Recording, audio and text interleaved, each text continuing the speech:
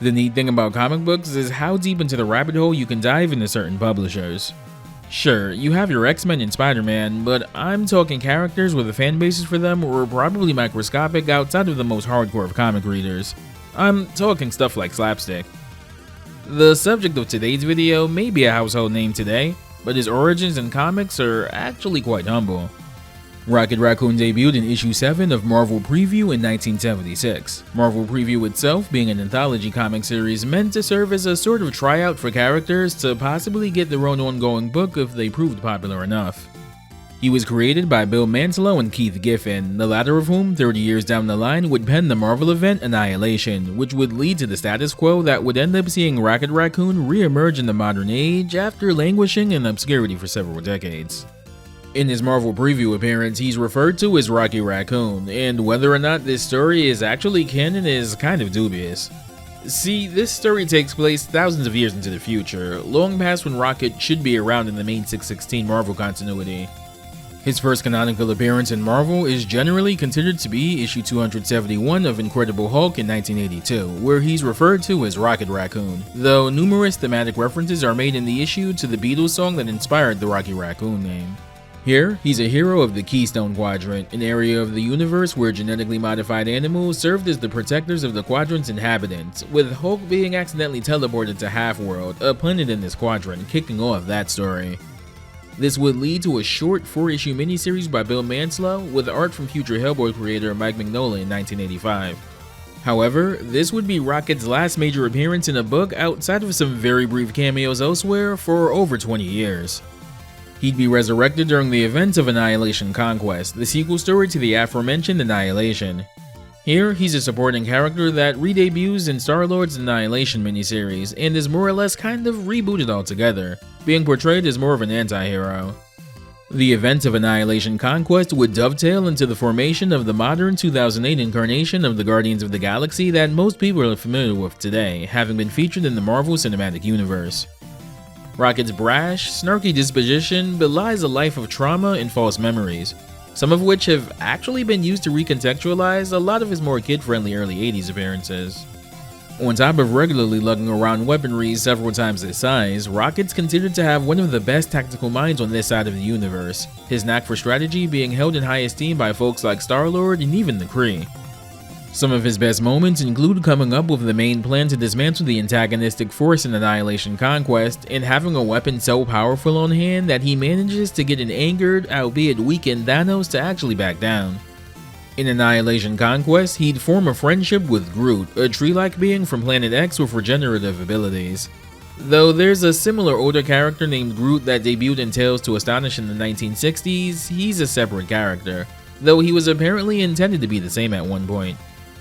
From 2008 onwards, Rocket would serve on practically every incarnation of the Guardians of the Galaxy, persisting through the team's many breakups and hiatuses. During these stints when the Guardians have disbanded, he usually ends up either getting into trouble on his own out in space, or occasionally he'll get wrapped up in an Earth conflict or two, striking up friendships with a few Earth-based Marvel heroes. Of all of Marvel's animal-based superheroes, Rocket is easily the most well-known today, with Lockjaw, Jeff the Landshark, Spider-Ham, and Howard the Duck being some of the only other recognizable ones. Quite a few show up in Rocket's own miniseries, but only a few modern books have ever referenced them. A version of the team partially based on the roster of the 2008 incarnation would appear in the Avengers Earth's Mightiest Heroes cartoon, one of the first major appearances of Rocket outside of the comic book medium. The second major appearance, no doubt requested by Marvel in anticipation of their then unannounced Guardians of the Galaxy movie, would be as an additional playable character in Ultimate Marvel vs. Capcom 3 in 2011. Here, Rocket's voiced by Greg Ellis, who'd portrayed him in the aforementioned Avengers Earth's Mightiest Heroes episode. Interestingly enough, Greg Ellis' portrayal in both appearances gives him a Cockney accent, which more or less disappears in media from the 2014 movie onwards. Ellis himself has done many live-action acting roles as well as voice acting roles, having been in Titanic and most notably Pirates of the Caribbean. Some of his voice acting credits include Captain Boomerang in Batman Assault on Arkham, Kate Sith in Final Fantasy VII Advent Children and Dirge of Cerberus, and Ty the Tasmanian Tiger in the second and third entries of that series. That MCU appearance for Rocket, of course, would launch him, no pun intended, into levels of popularity and general recognizability that could have only been dreamed of before, so it's interesting to see him in an appearance predating that, even if it was done with said movie in mind. That said, though Rocket's only had 2 Versus Series appearances, they're pretty involved ones, so without any further ado,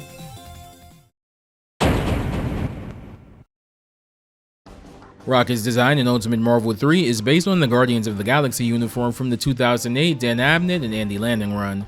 While much of his moveset is improvised for this game, some of his tools used here do come from the comics. We'll go over them as they come. Rocket's theme in this game is a fast-paced, somewhat orchestral piece with an even faster percussion backing it. I think it's a decent theme overall, if a bit unremarkable compared to some of the other themes in the game. Rocket's a tiny character with a variety of tricks and traps meant to make your opponent block, while also instilling them with the fear of the almighty log trap. Rocket's the only character aside from Storm to have an aerial float state.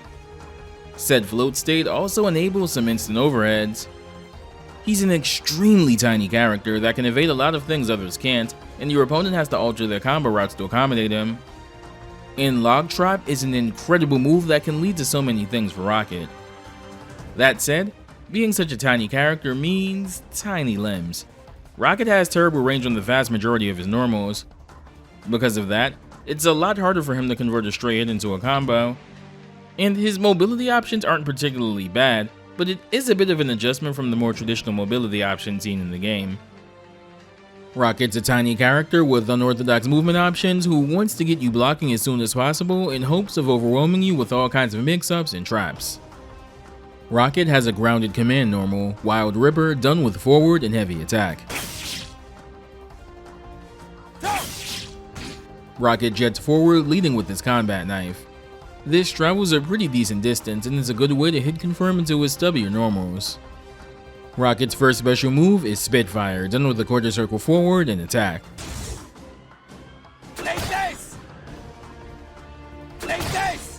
Rocket whips out a large cannon and fires an energy projectile from it. The attack strength dictates the direction the projectile fires in. Light travels diagonally downwards, medium travels straight ahead, and heavy travels diagonally upwards. This can be done in the air as well, and the projectile angles and their inputs also carry over. However, Rocket can fire an additional projectile from the cannon, known as Spitfire, twice. Simply press an attack button just as the first projectile fires to launch a second one. The attack angles and their corresponding inputs still apply as well.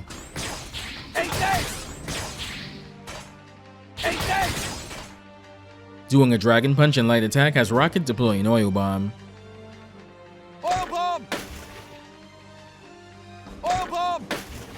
This creates a puddle of oil on the ground that does no kind of damage whatsoever, and at first seems like it doesn't have any kind of utility whatsoever. However, Oil Bomb can be interacted with via 2 of Rocket's normals, Standing Heavy Attack and Crouching Heavy Attack. In both of these attacks, Rocket uses a laser pistol, the Standing Heavy version aiming downwards, and the Crouching Heavy version aiming slightly diagonally upwards.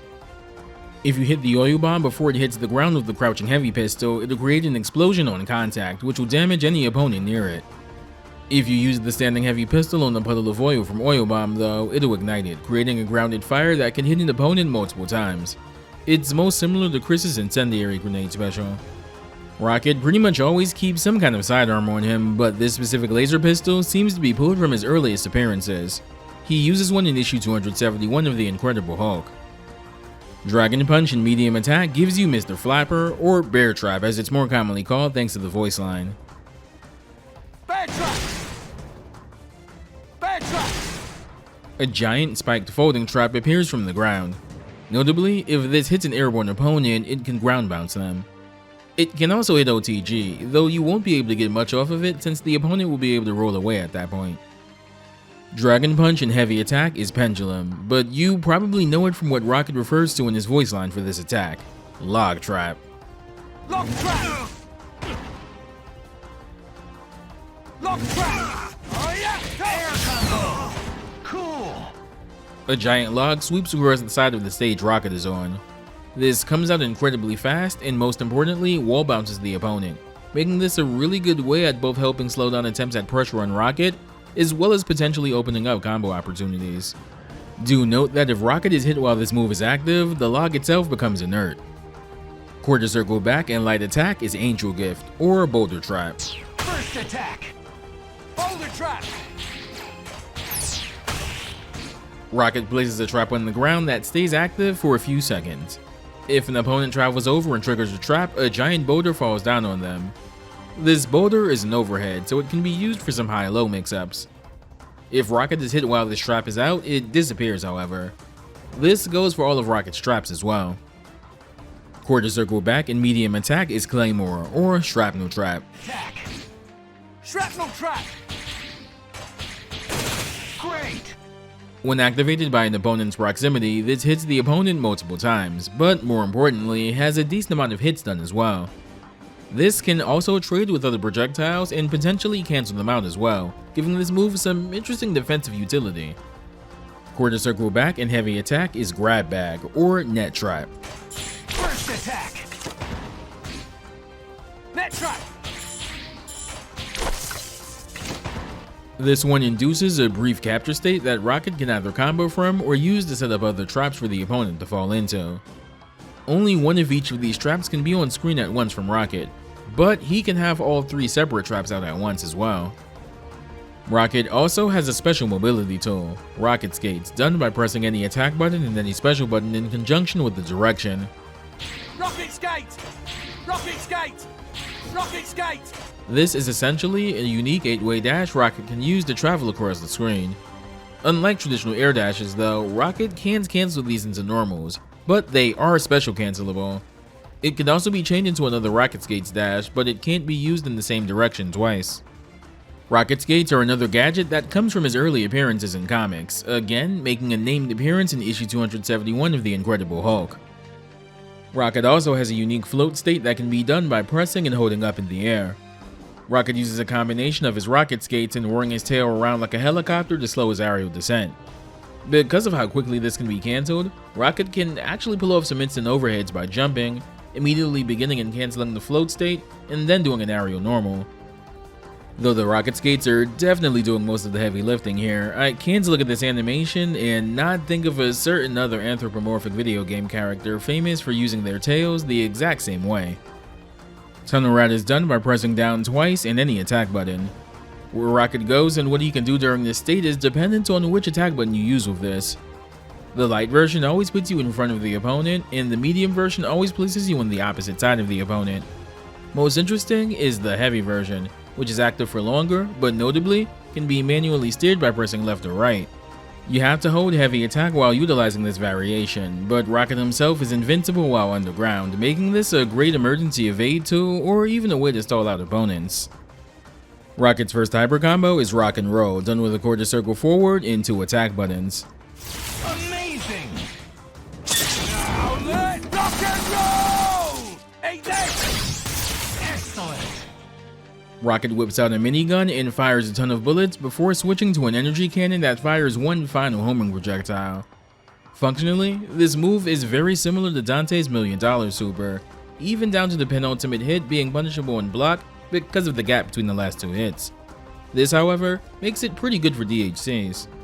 Rocket's used weaponry like this many times in the comics, but the cannon he uses for the homing blast at the end of this super, as well as for Spitfire, is directly lifted from the cover for issue 15 of the 2008 Abnett and Landing Guardians of the Galaxy run. Rocket's second super is Mad Hopper, done with the quarter circle back and 2 attack buttons.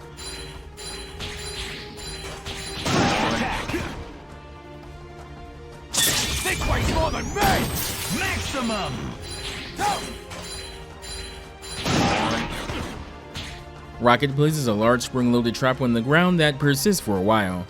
If an opponent travels over it, they're immediately launched by the spring, dealing damage. The direction they're sprung is actually dependent on which 2 attack buttons you use to initiate the move. Light and medium go left, medium and heavy springs to the right, and the light and heavy launches straight up. This remains true no matter what side of the screen Rocket is on when he initiates the move though. Rocket's level 3 is Rocky Raccoon, done with a Dragon Punch motion and 2 attacks. Airstrike, suckers! I love the smell of napalm in the morning. Wonderful. Yeah. Go. Air combo. Incoming. Airstrike, suckers! I love the smell of napalm in the morning. Rocket activates a trap under the opponent. If they're caught in it, he beats the opponent until they're nestled deep into the ground, after which he calls a tactical airstrike. Rocket can notably combo out of the super with a well-timed log trap as well. Rocket's first assist is Spitfire. Eat tail, suckers! Eat tail, suckers! His second assist is Claymore. Suckers! Eat tail, suckers!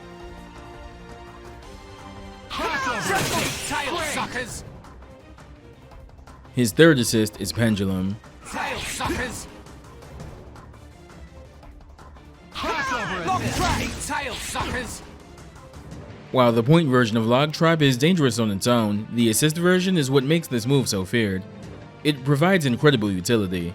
It's fast, its wall bounce can work as a combo extension tool, and its speed and propensity to blow through attacks makes it a good counter assist call as well. Rocket's second color is based on his uniform from Star-Lord's Annihilation Conquest miniseries, the first proper story Rocket Raccoon was a part of in the modern age, also written by one of his original creators, Keith Giffen.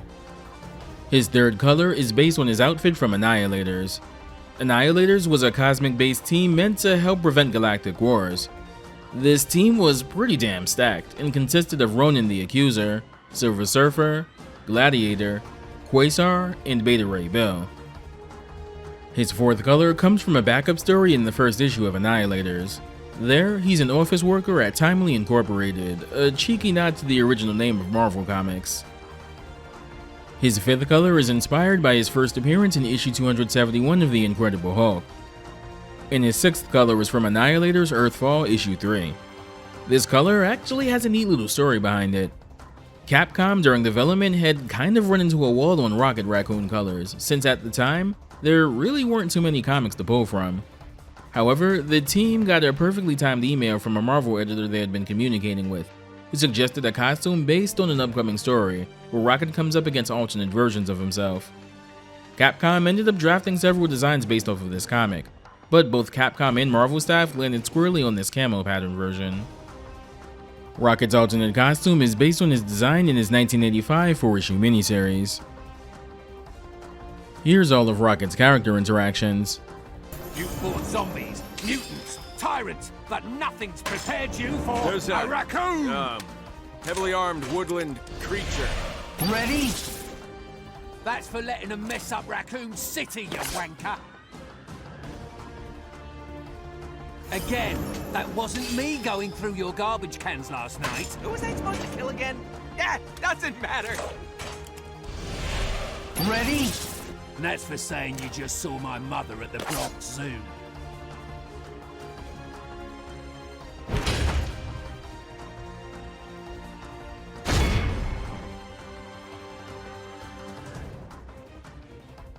You called me puny once, J. Jaws. Didn't much care for that. You make Hulk angry. You not like Hulk angry. Ready? Let's KO some space clowns again sometime, mate. For old time's sake.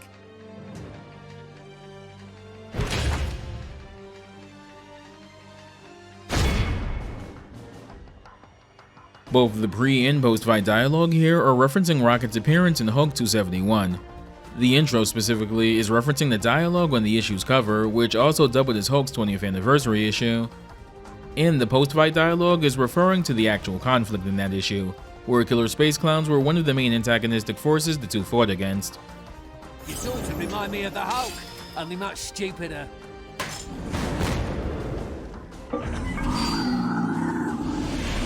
Ready? Man, you ugly.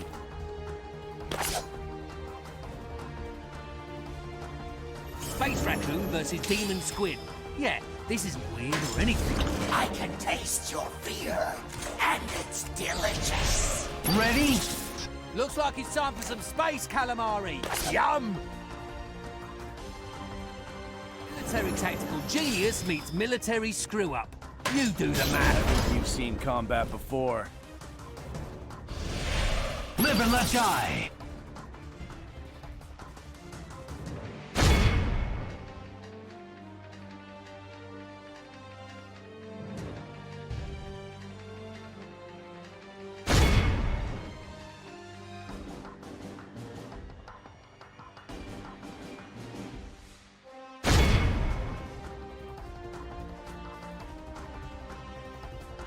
So what's this I hear about a place called Raccoon City?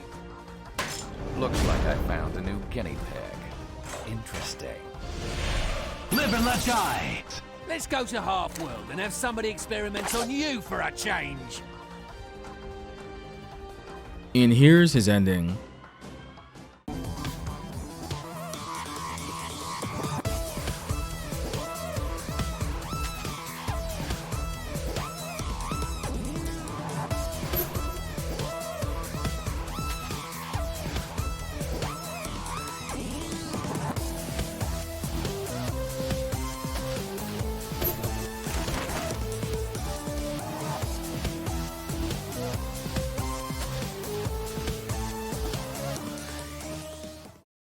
It's been a long time since we've talked comics, so let's get right into things. Rocket's comic book history is almost entirely lopsided in favor of his modern stuff. Prior to his appearance in Annihilation Conquest, Rocket had appeared in only 11 total comic book issues in the 31 years of his publication history. To put that in perspective, Shuma Gorath of all characters had actually been in more comics before getting into Marvel superheroes. The original 1982 Incredible Hulk story is as good a place as any to start, and from there you can jump into the 4-issue Manslow and Mignola miniseries from a few years later. From 1985 to 2007 though, Rocket only had 5 appearances in comic books total. An issue of Quasar in 1990, a small role in the 3-issue arc in Sensational She-Hulk in 1992, and a blink and you'll miss it cameo in the first issue of Dan Slott's 2005 She-Hulk run. 2 years later, Annihilation Conquest and its lead-up tie-ins would drop, and the rest really is history for Rocket. The Guardians of the Galaxy comic by Adnan the Landing from the aftermath of Conquest is also a fantastic starting point, not just for Rocket, but for getting a read on the Guardians in general. Pretty much everything about them that people like in movies and beyond comes from this 2008 run. Like I said earlier, Rocket is on pretty much every incarnation of the team from this point onwards, so pretty much any of the team's various runs work here, some notable ones including Donny Cates' Guardians run, as well as Al Ewing's run on the team from 2020. I know this is a comic book recommendation section, but if for whatever reason you want a straight up novel and not a comic book, Rocket and Groot Steal the Galaxy is a Dan Abnett penned book which is honestly pretty great. Scotty Young has also had 2 great runs of Rocket as well, including a solo Rocket run from 2014 and a Rocket, Raccoon, and Groot book from 2016 that I highly recommend. That said, I did mention Al Ewing's 2020 Guardians run earlier, but as it turns out, that's not his first time working with Rocket. Ewing, an admitted fan of the aforementioned 1985 Manslow and Mignola miniseries, got the opportunity to write a Rocket miniseries and wanted to blend the happier tone and relative absurdity of those early stories with the more down-to-earth portrayal of Rocket under the lens of a high-style story. The result is a short between miniseries that requires literally no knowledge of the characters to enjoy, and is honestly way more entertaining than it has any right to be. This video's comic book recommendation is the 2017 miniseries Rocket, The Blue River Score by Al Ewing. The story begins with Rocket in a bar out in space, telling the bartender about a time in his life he wasn't very proud of, pulling off heists and gaining a ton of riches, and enemies in the process. As he's telling the story, a figure from that past happens to suddenly approach him, a former flame and heist partner who ultimately sold him out in the end to save her own skin. She begs him to hear her out though, as an industrial corporation on her home planet had been making a move for all of the natural resources in its habitat, but couldn't legally make that move without a property deed due to how the laws worked on that planet. She needed Rocket for one last heist, secured the deed so that the people of her home would be able to secure the land for themselves and drive away the big corporation. Rocket reluctantly agrees, assembling a team of quirky characters to assist him in the heist itself. The operation ends up going sideways and Rocket gets captured however, finding out that he may not have been told the entire truth about that deed. This ends up spiraling into a prison break, and then a story of getting sweet payback. It's a short 6-issue miniseries full of great dialogue and really fun characterization for Rocket. The best part is, this is a completely standalone story, and you don't need to know much about Rocket to enjoy it at all. There's even an issue featuring a fun little guest appearance that seems weird on paper, but actually works pretty well in practice. I hope you're not tired of me recommending Al Ewing stuff, by the way. He's one of the best writers around at the moment, and I haven't even gotten into what's arguably the crown jewel of his work in Marvel. But we'll walk through that door when we get there.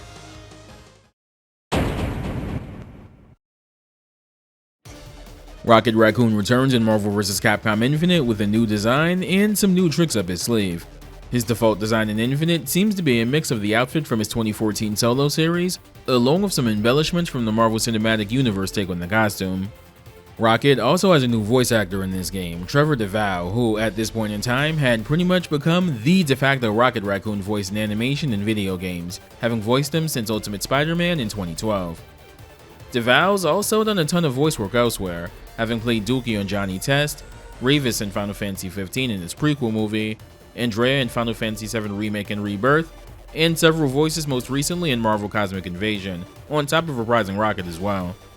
Rocket's theme here is a faster-paced, more urgent-sounding theme than the one in Marvel 3, but I kinda like it a little more than that one. I wouldn't outright call it a banger or anything, but I think this one has a tempo a bit more suited to a fast-paced attack fighter like Marvel. Though Rocket gains quite a few new things in Infinite, what he loses makes him a different character overall. Not a bad one, just one with a different game plan. Rocket still excels at locking opponents down, which is arguably even more valuable in Infinite this time around.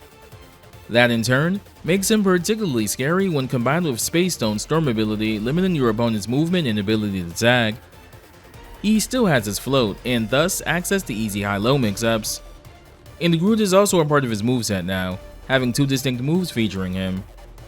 That said, he loses Log Trap and Bear Trap, two of his most important tools from Marvel 3, and though Groot's attacks are cool, they can be easily shut down. Rocket's toolkit has some familiar moves, and some new ones slipped in, even though he loses a couple in the process. With that said though, his usual game plan is arguably bolstered by Infinite's unique active switch mechanics. Like most returning Marvel 3 vets, Rocket has a command normal that stands in for his old standing medium, Sucker Punch, done with forward and light punch. Wild Ripper is still here and has a fairly similar input to Marvel 3, being done with forward and heavy punch. Charge! Charge! Spitfire returns, being done with a quarter circle forward and any punch. Eat this! Blam! Murder ya! Eat this! Spitfire's angles have been pared back a bit. Light now shoots forward, whereas Heavy shoots diagonally upwards on the ground and diagonally downwards in the air. Note Rocket's voice line here. Eat this! Blam! Murder ya! This is a catchphrase that Rocket started using during the Brian Michael Bendis Guardians of the Galaxy run, and it's the kind you either love or hate. Personally, I think it's kind of forced and misses the point of Rocket as a character, but hey, if you like it, more power to you. Like Marvel 3, Rocket can also fire two shots back to back with Spitfire twice by pressing punch again right after the first projectile fires. Spit Spark is a new special move Rocket can pull off with a quarter circle forward and any kick button.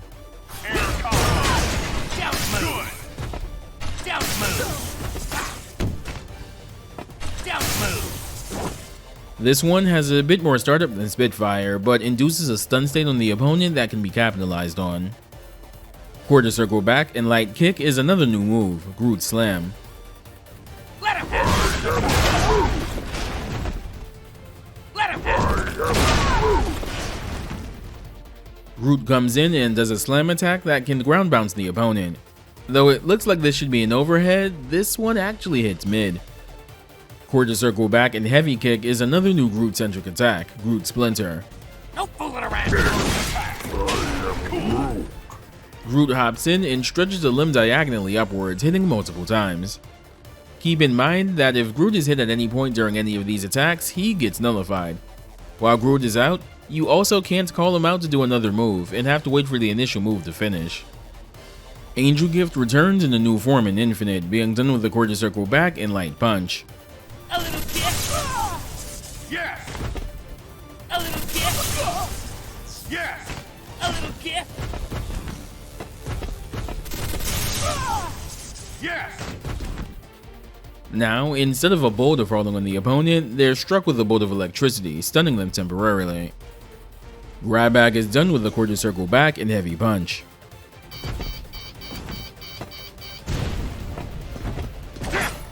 One and done! First attack! Air combo! Good! Grab Bag is interesting here, because though the name invokes Rocket's old net trap from Marvel 3, the move in practice actually functions more like the ignited oil slick that Rocket could use in Marvel 3. Tunnel Rat retains a similar motion to its Marvel 3 incarnation, being done with down, down, and punch. Light punch functions the same as it does in Marvel 3, and heavy punch is also entirely controllable like in Marvel 3 as well. Rocket skates are used by pressing both kicks in a direction. This functions more or less identically to Marvel 3. This is more tiring than you think.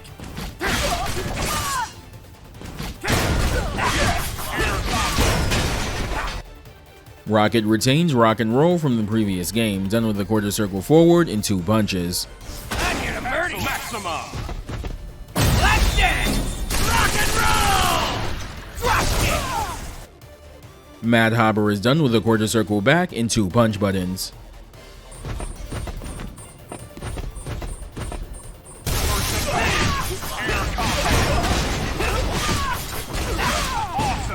Who'd be coming up to step on this? Blast, murder you. While this is a large trap when an extended timer, that, in the move name itself, is the only thing shared with the Marvel 3 incarnation of this move. Instead of launching an opponent in the direction of your choosing, this will instead induce an extended stun state on your opponent, in addition to doing damage. Rocket's level 3 is Animal Combination, done with a quarter circle forward and 2 kicks. Da-da-da. See you later. Ain't no thing like me, except me. Maxima. This one's a pretty standard level 3, where he does a combo attack with Groot before firing one last large blast. But the most interesting thing about the attack is Rocket's final piece of dialogue. I've actually heard 7 unique lines for this attack alone, and I'm not even sure if there's more I overlooked. Some of them are direct quotes from either the comics or the Guardians movies. Here's Rocket. Yeah, this was a 2-man job. Maxima. Blast, murder. Yeah, you did a great job. Maxima. Da-da-da. See you later. You'll be all right. I'll save you the bone. Maxima. And here's Rocket. He knew. No more drinking water from the park fountain for you, Groot. All right. Blast, murder. Yeah, those are some ugly fireworks. Maxima. Here are Rocket's colors. Color 3 is once again based on his design from the 1985 miniseries. Rocket's alternate costume is based off of the spacesuit he primarily wore during the Marvel Now era, most notably during Brian Michael Bendis' 2013 run. And here are all of Rocket's character interactions. Rocket Raccoon. Oh yeah, this is gonna be fun. Hey, I give up. Arrest me and lock me in jail if you beat me. I'll take you on. What? How can you call yourselves the Guardians of the Galaxy without me? We're just partners this time. Don't expect any more than that.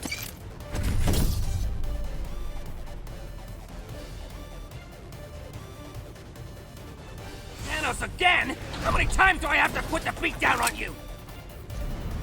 There is no one above me.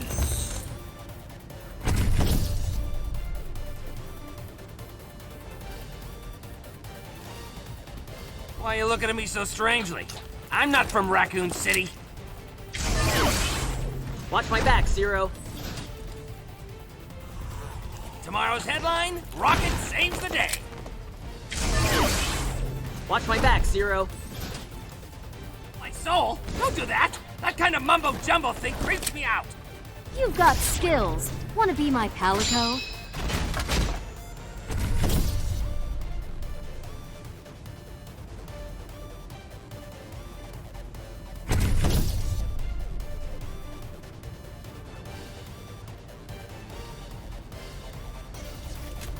I'll save the world real quick! Why try to fight us? We who are God! Okay, this might take a little while. Do you think you can defeat us? Ready!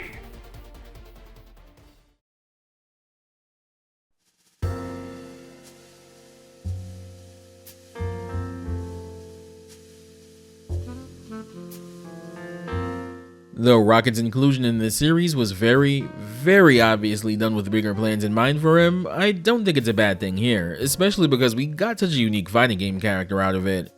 And while most people know him from the movies or cartoons now, for a couple years, there was a good amount of fighting game fans out there in particular whose first introduction to him was in Marvel 3, and I think that's neat.